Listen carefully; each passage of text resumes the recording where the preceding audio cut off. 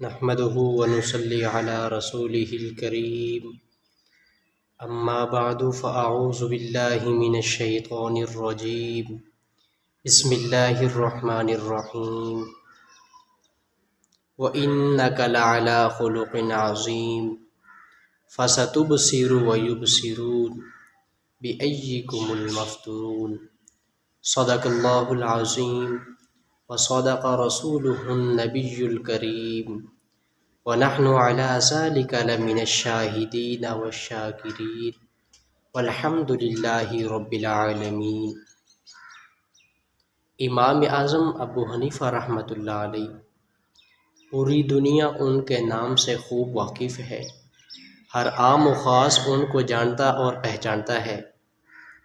امام اعظم ابو حنیفہ رحمۃ اللہ علیہ آپ کے گھر کے ساتھ ایک پڑوسی تھا اور وہ قوم کا موچی تھا، اور وہ پورا دن محنت مزدوری کرتا تھا، اور رات کو جو پیسے اس کے پاس اکٹھے ہوتے تھے اس سے وہ شراب پیتا تھا اور نشہ وغیرہ کرتا تھا، اور پوری رات وہ اپنے پڑوسیوں کو تنگ کرتا تھا، آواز سے شور شرابے کرتا تھا اور گانے وغیرہ گاتا تھا، اور گھر والے بھی اس سے تنگ تھے، اور اس کے اہل و عیال اور اس کے محلے والے سب اس سے تنگ تھے۔ ایک رات امام اعظم ابو حنیفہ رحمۃ اللہ علیہ گھر میں تشریف لائے تو دیکھا کہ اس کی آواز نہیں آ رہی۔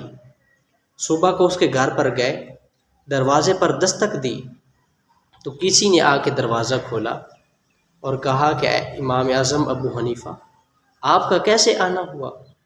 آپ کیوں آئے؟ آپ ہمیں حکم بھجوا دیتے، کوئی کام تھا تو ہمیں بتا دیتے، ہم آ کر آپ کا کام کاج کر جاتے، لیکن آپ تو نہ آتے۔ امام اعظم ابو حنیفہ رحمۃ اللہ علیہ نے کہا، میں اس شخص سے ملنے آیا ہوں، ملاقات کرنے کے لیے آیا ہوں جو پوری رات شور شرابے کرتا تھا، جو سب لوگوں کو تنگ کرتا تھا۔ تو بتانے والوں نے بتایا کہ آج کے بعد وہ کسی کو تنگ نہیں کر سکے گا۔ امام اعظم ابو حنیفہ رحمۃ اللہ علیہ نے کہا، کیوں؟ وہ کہاں گیا ہے؟ اسے کیا ہوا ہے؟ تو بتانے والوں نے بتایا کہ ہم نے ایک رپٹ دائر کروائی ہے، اس کے اوپر ہم نے FIR درج کروا دی ہے اور پولیس اسے پکڑ کر لے گئی ہے۔ امام اعظم ابو حنیفہ رحمۃ اللہ علیہ سیدھا پولیس اسٹیشن میں تشریف لے گئے، اور وہاں جا کر پولیس انچارج سے ملے تو پولیس انچارج آپ کو دیکھ کر ہکا بکا رہ گیا اور کہا کہ اے حضرت، آپ تو کسی کے پاس چل کر نہیں جاتے، کسی افسر کے پاس، کسی وڈیرے کے پاس، کسی امیر ترین آدمی کے پاس چل کر آپ کبھی نہیں گئے، تو آج آپ کا کیسے آنا ہوا؟ امام اعظم ابو حنیفہ رحمۃ اللہ علیہ نے کہا، جس شخص کو آپ نے گرفتار کیا ہے وہ میرا پڑوسی کے ہے، میرا محلے دار ہے، اسے میری ضمانت پر رہا کر دو، میں اس کی ضمانت دیتا ہوں، آپ اسے چھوڑ دیں۔ امام اعظم ابو حنیفہ رحمۃ اللہ علیہ نے اپنی ضمانت پر اسے رہا کروایا اور سیدھا گھر پر لے کر چھوڑ دیا۔ جب آپ راستے پر آ رہے تھے تو آپ نے اسے کوئی تنبیہ نہیں کی، اسے کوئی اور نصیحت نہیں کی، تو وہ شخص بہت حیران ہوا کہ انہوں نے مجھے چھڑوا دیا ہے اور راستے میں کوئی مجھے تنبیہ بھی نہیں کی، کوئی مجھے سمجھایا بھی نہیں۔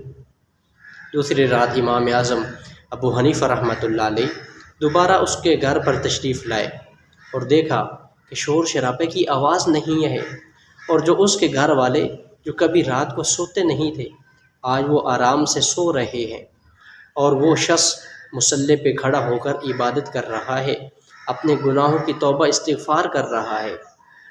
امام اعظم ابو حنیفہ رحمۃ اللہ علیہ نے اس شخص سے پوچھا کہ تجھے کیا ہوا؟